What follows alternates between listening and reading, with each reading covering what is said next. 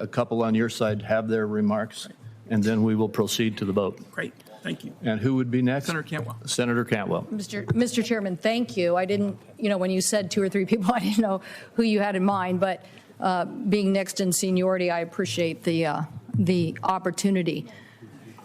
Today is very concerning to me because of the future of what I think our nation faces.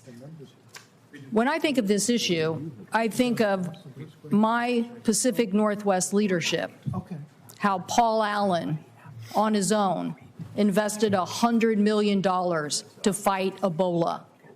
I think of Bill Gates and the Gates Foundation, not just trying to eradicate polio and work on these issues, but to think of a regime that helps not just our nation's health, but global health.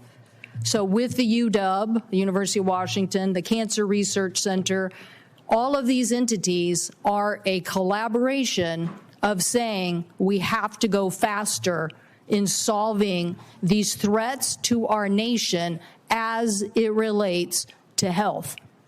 Now, we can have a big discussion, which I think you guys all want to have a big discussion about whether and when what happened in the Wuhan province. But I can tell you, we were the first city. We had the first patient. We had the first people who died in nursing homes. We had an emergency room at a hospital who basically was just begging for any equipment we could get them. The whole community stood up and moved as fast as we possibly could and broke down barriers to save lives.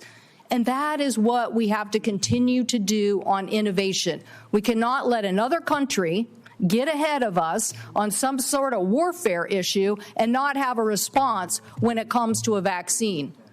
So the most challenging, I wanted to vote for Mr. Kennedy in the context of my family's history. My dad stood behind his father the night his father gave the famous speech. I told him in my office, in my family, the Kennedys stood up. But when he answered Senator Cassidy's question, and he couldn't even give him the answer that, yes, the data is there to support vaccines today. I don't need any more data. All of a sudden, I saw this world that we got affected by in Seattle not being stood up for. I need someone at HHS who is going to say we're going to be a leader in medical technology, science, vaccines. We are going to fight foreign powers. We are going to be there to provide global health. And I don't want a recalcitrant. I need a leader, and that is why I'm voting no.